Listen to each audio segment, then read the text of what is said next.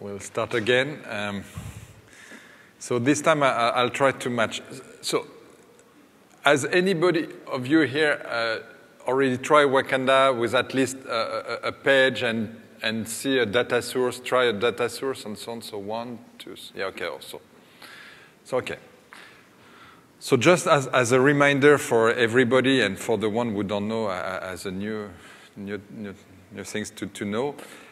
So inside Wakanday, so you have data classes, and so that's a way to access running server code, your data. You can, on a data class, you can build a collection, you can have entities, load entities and manipulate them and so on. When you run your code to access that data from the browser, you have a layer called the data provider, which kind of is a proxy to your model on the server. So you have the ability to manipulate a data class on the browser to do a query, to get an entity, to order a query, and so on. So you have a collection, you have an entity on the browser. The widget don't directly use that API, the data provider API, for one good reason, for several good reasons I will explain. So that API is available and you can manipulate data directly, but we created the data source level. And what's a data source? A data source should not be confused with a data class. Actually, a data source is an object that will give you a collection or maybe just one object that you can manipulate. Inside that collection of objects, you can select the first one, the next one, and so on. And those objects could be entities. That's where, when the data source gets the data out of the server from a data class, but they can also be just JavaScript objects. So you could have a data source on an array of objects and manipulate it the same way you would manipulate the data source on a collection of entities on the server. In order for those data sources to be very useful, we implemented a mechanism to actually have events based on the modification of either the whole collection or the current element in one collection or an attribute of one of the elements and so on. So all of our widgets are then linked, are listening to those events. So the widget doesn't directly ask a collection or an entity for a collection, doesn't do it. It actually uses the data source and send command to the data source to do things like a query, and get back a result in form of two things. First, an event telling the widget, okay, something has changed, and you can listen to the whole collection has changed, or to only an element has changed or an attribute has changed. And then you have function to actually get information from that data source to give me the current element, give me the attribute of one particular element, and so on. Because of that layer, you can work with arrays or collection coming from the server the same way. So it helps defining a code in a better way.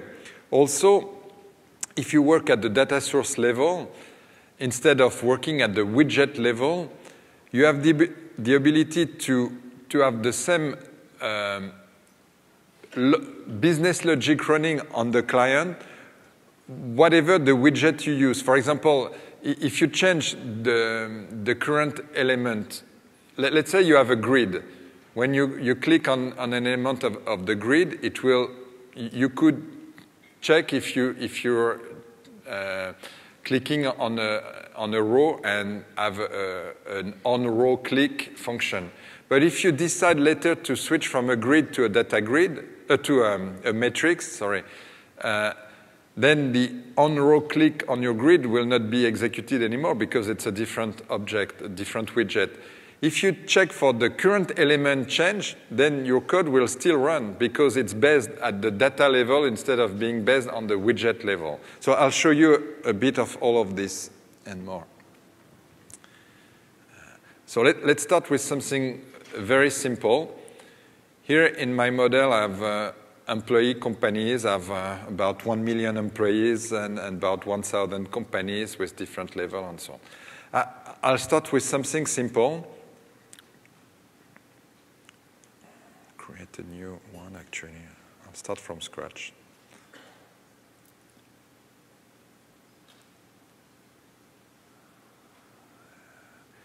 Page.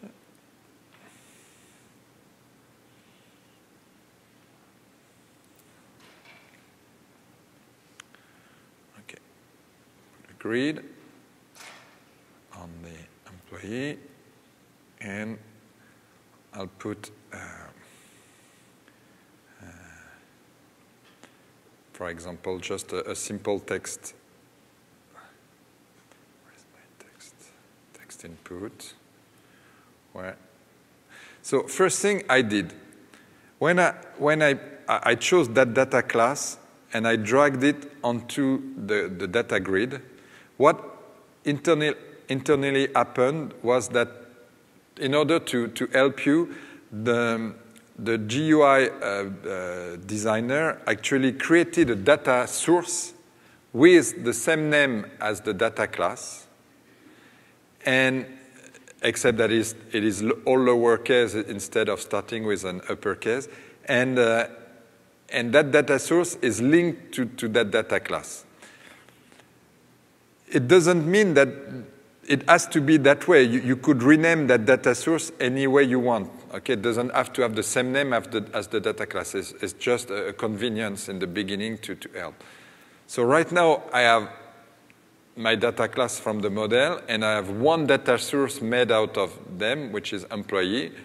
And on that data source, I want to select, for example, to link that to the last name. Okay. What that means here is that the widget, the text input widget, will listen to the on attribute change of that data source. Each time, for whatever reason, the attribute value is modified or has changed, not modified by the user, but has changed because you changed the entity, the whole entity, or even the whole collection, then that widget will be told and will know to get the value and redraw accordingly.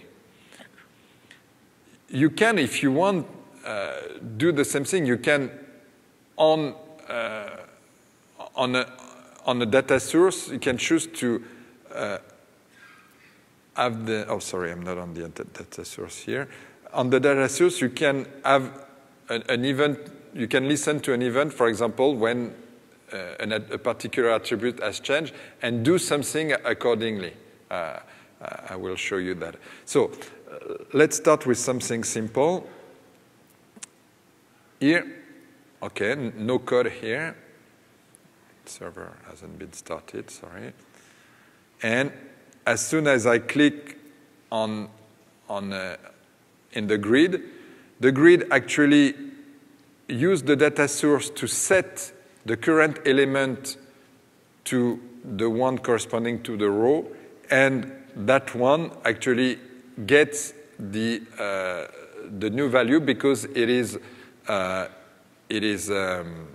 linked to that particular event on attribute change. If I do it manually, so I'll take my source and an employee, and I want to select select number 120,000, for example. Did I put one too many? No, okay. So if I do something like this, what's going to happen is that the source knows it has to go, so it knows there are about 1 million elements in the source.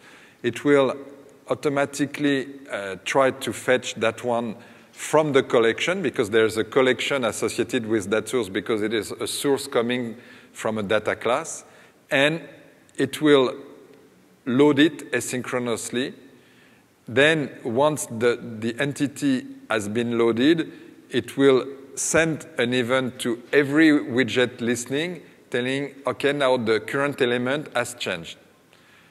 2 widgets are listening to that source, the data grid, and that one.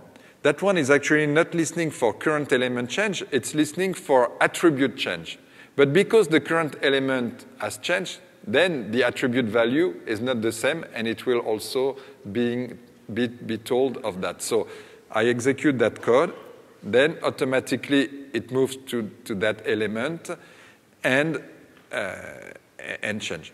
So as you can see, here's the primary key, here's the element. This is, it starts from 0, okay? So the first one is, so the element 0 is 1, so that's why there is a difference here. So on a source, you can do many things. Each time you modify something, the widget behaves accordingly. For example, if I do a query,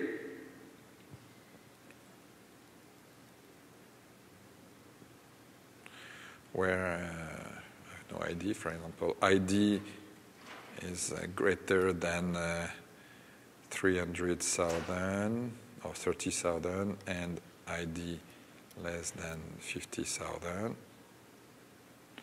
So same thing here. That query will be sent to the collection. The collection will, so when I mean the collection, I mean the collection locally, okay, the proxy to the collection server. That collection will then send a REST request to the server to actually execute that query, and if I execute this, I get back the result, and automatically the grid behaves accordingly because it is and this way. So you can that way do, for example, we could do something simple. We could, sorry, that here it is. As I mentioned, on my source, I want to put an element when the last name change, for example. So the same thing as that one. And in that event, I will check. So I will check first if source. So let's do something like this. Var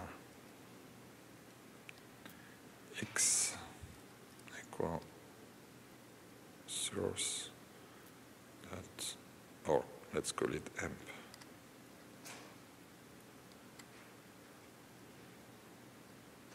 Okay. So this is just a convenience in order to avoid to always rewrite source dot employee and so on. So if employee dot last name is not null. Oh, sorry, wrong key. Where is it on that keyboard? It must be here, yeah.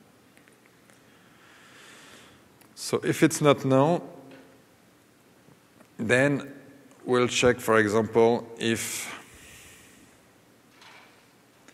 the last name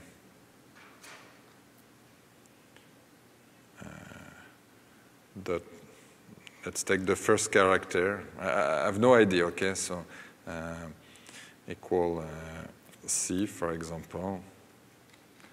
And if it's a C, then we'll change through jQuery the, forgot the name of, oh, sorry.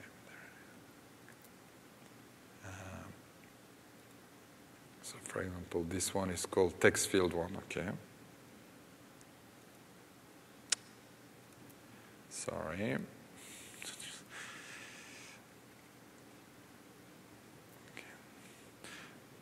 CSS. I'll change the color.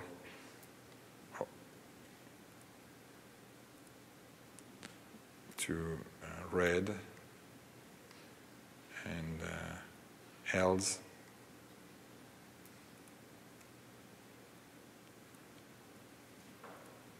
I hope Douglas Crawford is not looking because I'm not using curly brackets after the if, and he says you should not have one line without curly brackets, but that's fine. Blue. Okay. So now I'll try this again, and so this doesn't start with a C, so it's blue. If I find one that starts with a C, I should have chosen another. I don't have any. There, for example, if I click here, oh, sorry, I'm looking at the first name. That was quite clever. Oh, there was one, sorry. Okay, yeah, so this one, it becomes red. So here in that example, I don't, for example, check if I click on the grid to change the value here.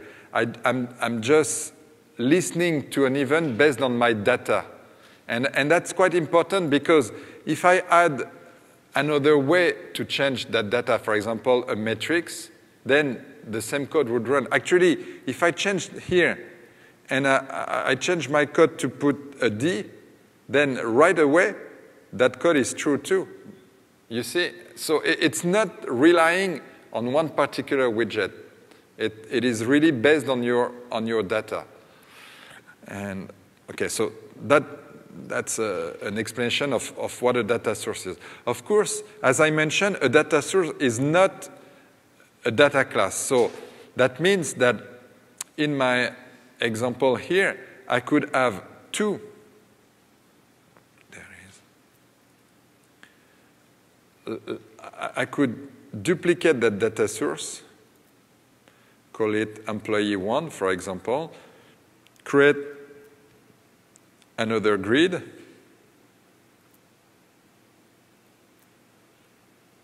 and for example, another text input,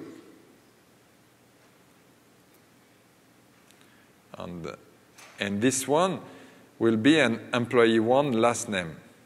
Okay, so same thing here. If I run this,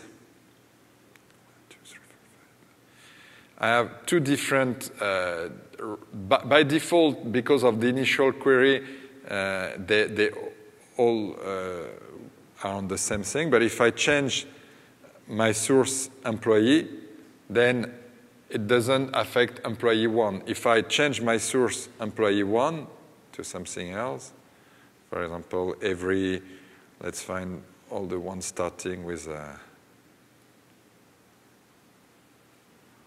last name equal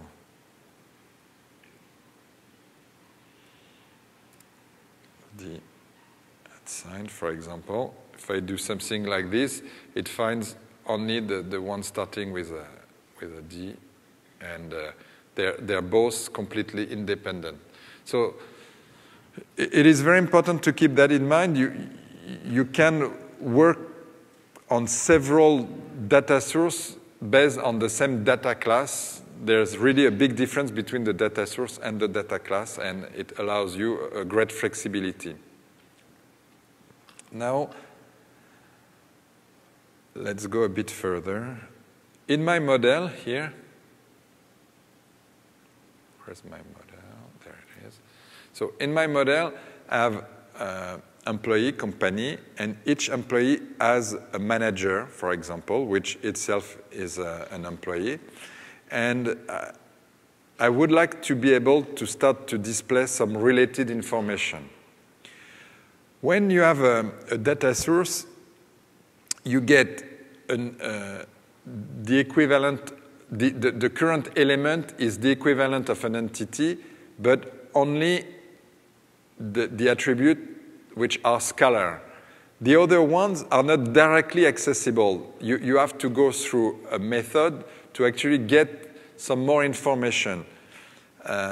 For example, when I'm in my source employee, I have the current element, and I want to find the manager of the current employee that is being selected in my grid, I cannot just say source.employee.manager.name.last name like I would do on the server. Client side, everything has to be asynchronous in order to call. So if I were to do so synchronously, it would work, but it would really not be nice for the user experience, because each time there is a synchronous request, until the request is completed, everything is frozen in the browser, not your application, the whole browser, not the whole browser because if you have multiple tabs, but the whole tabs you're in. So you cannot scroll, you cannot do anything, you can. It's not a good feeling for the user experience. So in order to avoid that, you have to go through callbacks where whenever you need to fetch data, you send a request to the server, the data will come back eventually, or you will get an error, and you have a callback that is being set to actually get that data, and until then, you can resume and do something else. So, for example, if I want to get from an employee the employer or the manager, I need to send another request to the server to get that. So here is an example of what I can do in order to avoid that and so on. In my, let's go back here.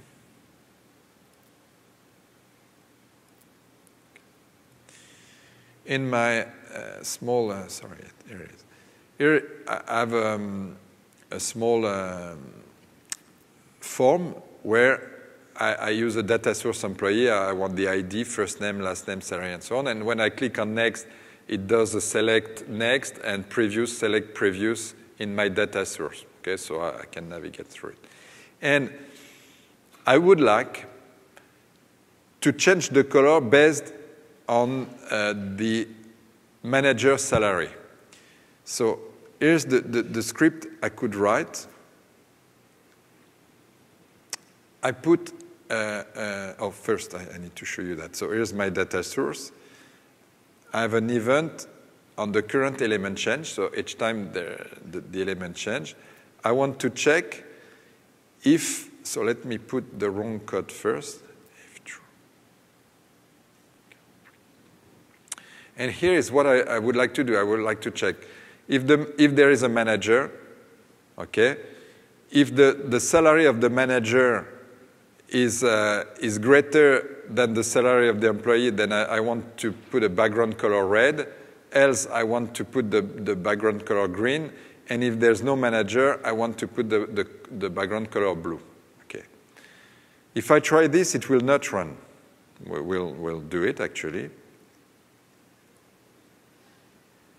Sorry. Run. It is always green, whatever. And so if you look inside the code, so it always goes through here. The reason is simple, is actually the employee manager exists as an attribute, but it is not an attribute like it is on the server, which itself is an entity. It is a special attribute to actually allow you to load the entity from the server. So it's an attribute that contains two functions, the load and set. Load to actually load it, and set to change the value whenever you want to change the relation. So it is an attribute that contains not the salary attribute. So that means salary will be null, and null is not greater than the current salary, so it always comes to green. It's not true. What you want to do is actually to be able to get the value of the salary of the manager. So there are two ways you could do that. You could load from the manager, you could say load, and have a callback method that will be called, but that means that each time you change your employee, it will reload the manager, so it will be one more request to the server. So if you click 10 times, it will do 10 requests to the server. If you're on an internet connection with 300 or 500 milliseconds latency time, then you have to wait, and it's not very nice for the user. So there is a way with data sources to actually fetch the data from your collection, so the entity plus some or all of the related entities right away. So in REST, you use the expand keyword. So let me show you first the REST request, and I will show you how it is converted into data sources and so on.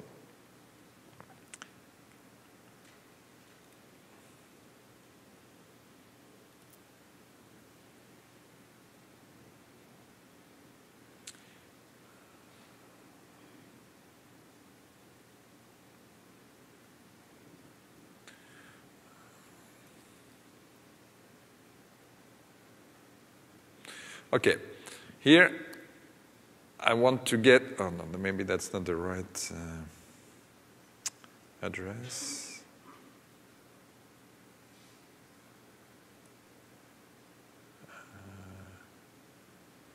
I forgot what's the, sorry.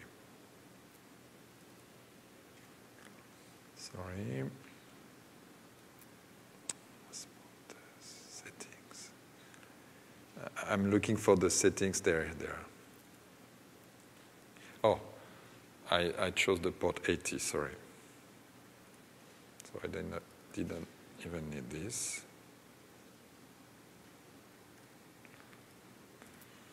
Okay, here are my employees. For each employee, I have the staff, the employer, and the manager, which is deferred, for example. So here, for example, the manager is null, so we know there's no manager, so it doesn't need to be deferred. Here, we know there is a manager, but we don't get the value right away. Okay. You can, in one query, get some of the related information right away. You can just use in REST the $expand, and you can say what you want to expand. So for example, I want to expand the manager. Okay.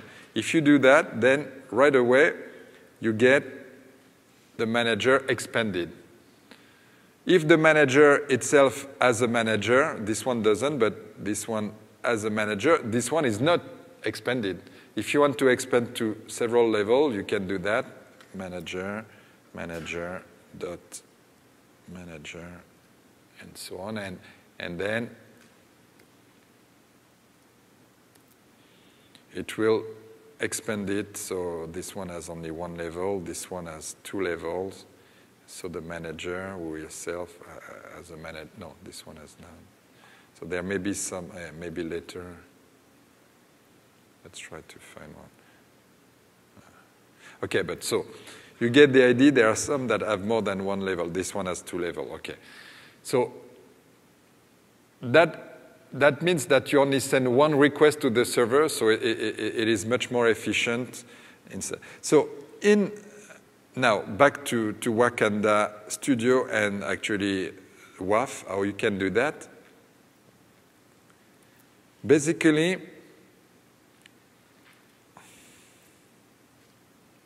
okay, wrong code, right code. Basically, what you have to do is, first, in the onload, you can, on your source, declare what you want to expand. So that we call that declared dependencies, which are the related attributes that are dependent on. So automatically manager will be expanded. That means that when you get the source, you will also get the manager, first level of manager information right away. And here, I still cannot use that code, because manager here will still not be an entity. It will still be the same object for compatibility reason where I could use the load. The only difference is that if I used the load here, it would not be asynchronous because it would have already been loaded. So I would knew in that case that the load would be synchronous and I could depend on that. But basically, the best way to do it is to use something in the source that is not very often used, is the get attribute value. Get attribute value will work for first level and any level attribute in the past. So if I say source employee.get attribute value of first name, it is the same as doing source employee.first name. Okay? But if I do get attribute value of manager.salary, then it will look into what came out of the server in the raw result and fetch the right value right away for you. Which means that even if you did at 3 level, if you expand at 3 level, you could say manager.manager, So it helps you rewrite in an easy way a chain of a pass, an attribute pass was related, and so on. And so here I get the attribute value of the salary of the manager, and it could be null, because if the manager is null, then the attribute value is null, so it could be null. And if not, I can check my code. So if I run this now,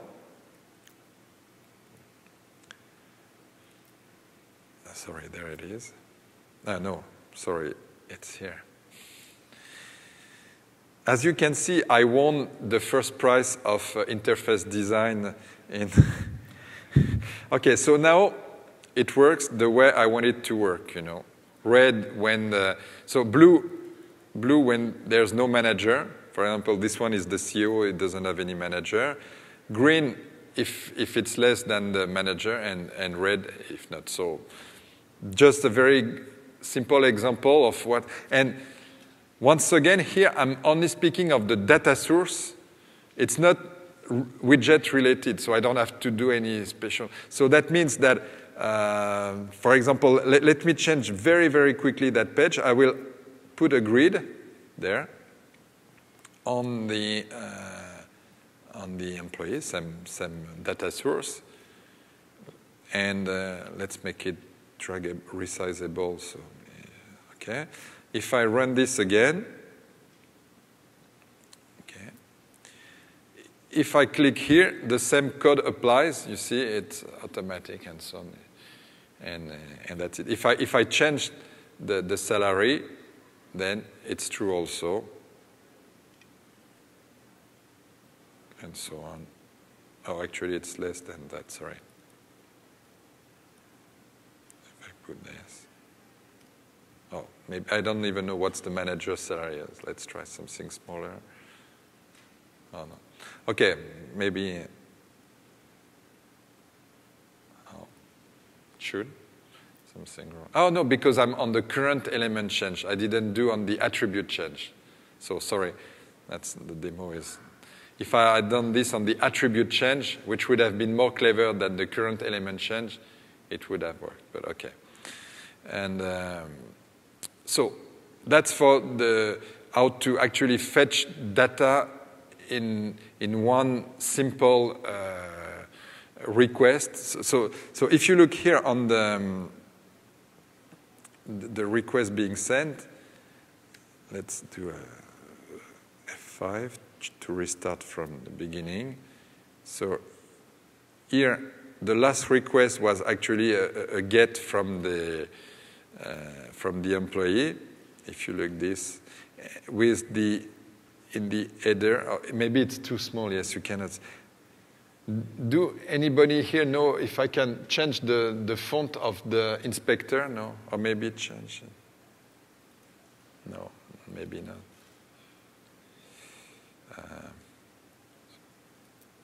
Oh, it zooms here, not here. Too bad. Okay, maybe there. No. Okay, I wanted just to change the font size, but okay. And if I now, sorry, let me go back to this. If I do a next, there's no new, let me clean them.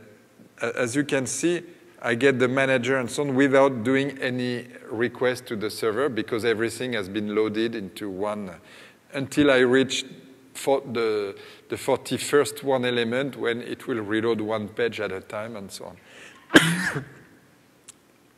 Back to this.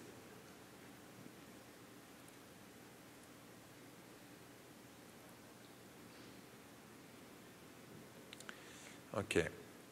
Here, sorry. Oh, no, that's not that one. Sorry. Wrong example. There it is. Okay, here's a small example. Now I have in my model, let me get rid of this, it will be easier. In my model, I have each manager may have a staff of people. I should have called it direct reports. Okay, I didn't know how to call that. Okay, so people working for him, direct reports. And what I would like to do is, in my small example here, I would like to see the people working to choose which one is working for someone to select one of them in the list. So here is what I do. I have employee, okay, it is a source on the data class employee. And out of that, I use that staff-related entities attribute, so which is a list of employee as the direct report of the manager. So here it is. And out of it, I create a data source. So I create a data source, which is, which is there, staff. So staff is actually employee.staff, okay? So you can, and that's one of the very powerful features of data sources, which is not often used in, you can create a data source on any level of related entity, because then out of that data source, I could create a data source, for example, on the staff again to have another level and so on. So you can create data source like this, and actually the data source will relate to the first one by listening to events generated by the first one. So when the employee data source change the current entity, then the related data source automatically is being told and can behave accordingly to actually change the current selection and reload the selection. Sorry. So in that example, simple thing, I click on somebody, for example, this one, and I see the list of direct reports here. And whenever I select one, it becomes the current record, the current entity of the direct report. Because the direct report is a collection, so it's a data source which has a current collection, which is that. If I click somewhere else, this one doesn't have any direct report, this one has, and so on. It works quite well, but there's a but. If you look here in the request, each time I click there, there is one request being sent to the server. Because in that example, each time I select one, it becomes the current element, and it is reloaded from the server because this is what I actually chose with my data source. It is not something sometimes it is something you want to do because you may want to modify it and so on. But if you have a small choice like this, you only have 5, 10, 20 direct reports, that if you choose that kind of interface of UI where you have a pop-up menu or a drop-down, then it's not necessary to have a dynamic connection to the server because it will slow down things for nothing. So this is where you can easily switch to another kind of data source. For example, the same interface, same object, and so on, I've changed that to actually, oh, there it is, sorry. Do this with arrays.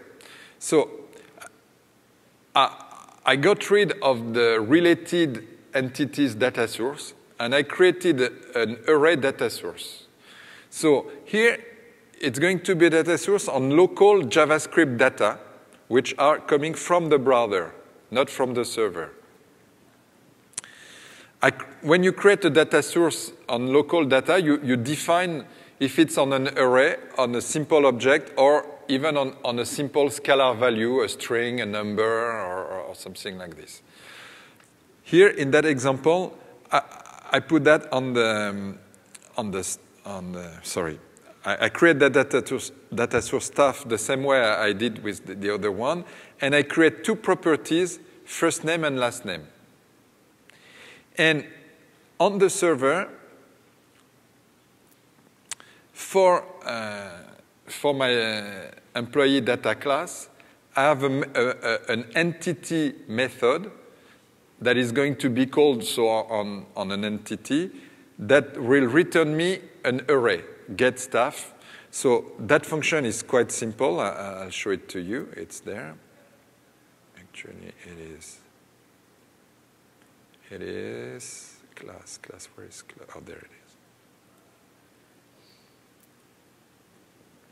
So here is my get stuff function. It applies to an entity. Oh, by the way, this is the new way of defining the model. Instead of using the model editor, I define the model through programming, just in order to make it easier after that to maintain and so on. So get stuff, it's an entity method, and here is actually the body of the method. It doesn't do much. So because it is an entity method, this refers to the entity it applies to. So here in that case, it's an employee. So this will be the employee I want to apply this. I take the staff, so it assumes that it is a manager. If it's not a manager, staff will return an empty collection. It will still run. It will return an empty array. And it takes that collection, transform it into an array where I just want the first name and last name. So it gives back to me an array of object with last name and first name. I'm lucky because this is exactly what I chose for my data source, first name and last name for staff. So that's pure coincidence, but it works well. And now in my data source here, I have some code. So an employee. Whenever I change the current element, then what I do is that first I check if the current element is not null. So if it is null, then I generate an empty array. So I don't even send a query to the server because I don't have anything to send a query to. There's nothing selected. It may happen if you do, for example, a query on the employee where you find no entities, an empty collection, and so on. And I synchronize my source stuff with the array stuff. Okay, so here we chose to have the same name for the array and for the source. It's a convenience because it helps, but it's actually two different beasts. Okay, one is a pure JavaScript array, the way you would define it. The other one is one of the WAF object, which is a source which actually contains reference to the object plus a lot of other things. So if it's not null, then I use the getStaff function on the server, and I do it asynchronously to be nice to the user. So on success, I have a function that is being called with an event, and the result property of the event contains the result of the function being called on the server. So staff here, my array, will be the result of the getStaff function, which is an array I return on the server. And then I do a synchronize again. So that way, if I run this, it works the same way. I get my stuff. The only difference is that I don't have any request to the server, but then my whole interface was the same. Same thing here. Because I chose those attributes to be in my form to be connected to staff.firstname, staff.lastname, they automatically get the current element of that array right away. So it is a good way either to optimize request time to the, number of requests and time taken through the network, because you can really reduce the amount of requests you send to the server. It's also a way to work when you're not connected at all. You could store an array of elements and so on inside a storage, a local storage of the browser. The browser now, most modern browsers, they have the storage object where they can store their information. You can store that, manipulate it, and sometimes say, okay, now I want to reconnect. You can send in one request a connection to the server, do a get staff or whatever. Here it's a small example, but do a much better thing. Get back that information and still work with your array, save it again into your storage and so on. So, yes, sorry, you have a question. Oh, 5 minutes, sorry. So maybe I can switch to question, actually, if you, yeah. One common thing I'm running into with data sources is I'll want to initially load, say, a grid with values, but I don't want the on init and other events to fire that first time through. So I have to set up like a loop to ignore the first time through. Have you ever thought of putting a flag in the data source to say ignore the But what you could do also is to stop the initial query if you don't have the initial query. But even if I say stop the initial query, when I go into an interface, I want it populated. But say I only want to make changes, like I want it set up in the beginning and only respond to subsequent changes. Oh, yeah. So, for example, you don't want the first current element change, for example. Right. So I find myself in a lot of places checking for the first loop, is it the first time and otherwise run it. And I'm wondering if it makes sense to put a flag in some of these. Yeah, it could make sense, actually, to ignore the first time. Yes, that could make sense, actually. Or make it optional, because there might be other cases where you want to specifically ignore. Okay. Any other? Oh, yes, sorry. Is there a global way to set up a filter in any of your searches so your code would automatically get an extra filter parameter, like you want to only show a particular user their company records and you're storing other company records, so the code would always work against only their company records? Yeah. So you could use an extended class to actually have a restricting query, which would work, but I guess what you'd like is a more dynamic way to do it based on the data source, to say, okay, with that data source, for example, I want to be connected to that data class, but with that filtering query always. That's something we have in mind. I cannot promise it will be in WAC 4, but this is something we have in the schedule, actually. Oh, yes. So to see if I understand, is the core purpose of a data source, could you say, is you want to talk synchronously to the local data source, and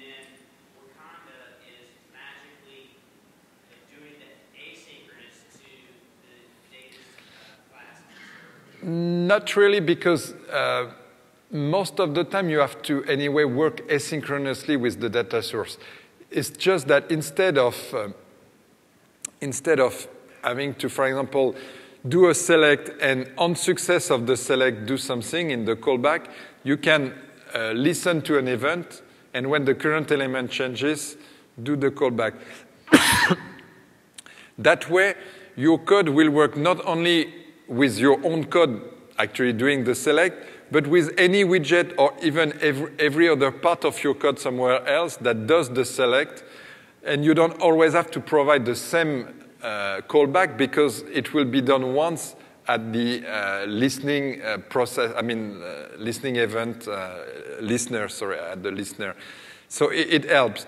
Also, one of the main goals of the data source is to try to make one layer, a virtual layer, to abstract the data it comes from. So right now, you have only two major things, major kind of data source. You have the one with data coming from the server, from a data class, which itself is separated into direct data class or related entities data source. And you have the second big kind is data coming from the local JavaScript engine, which are arrays, objects, and so on.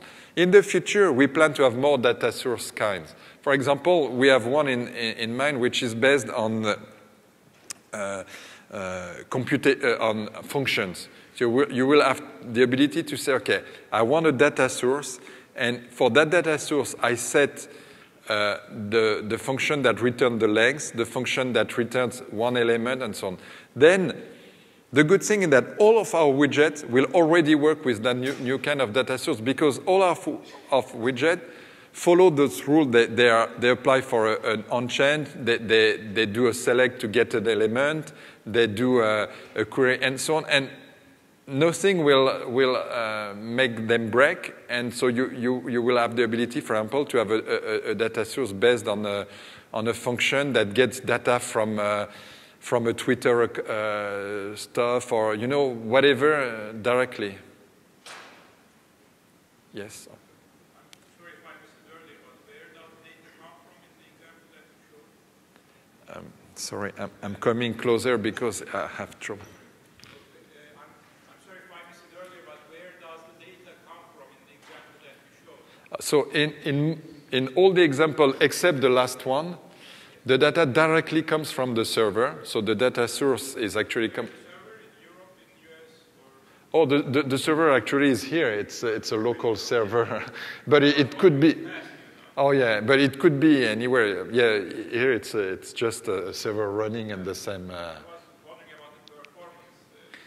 Yeah, but that's the reason why I spent time explaining why.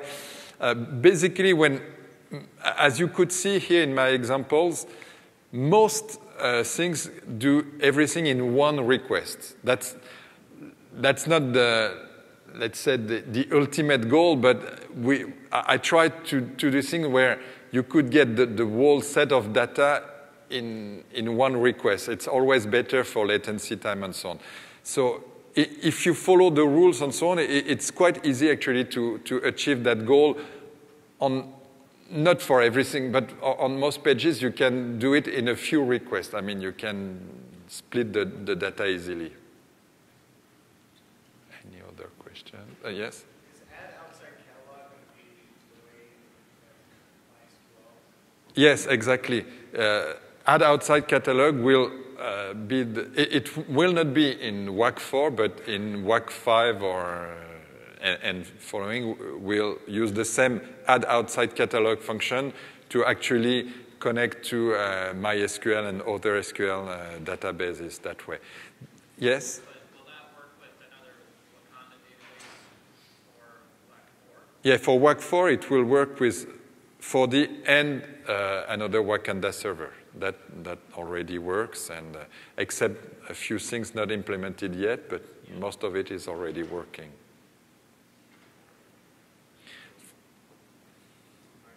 Oh, you're welcome. Oh.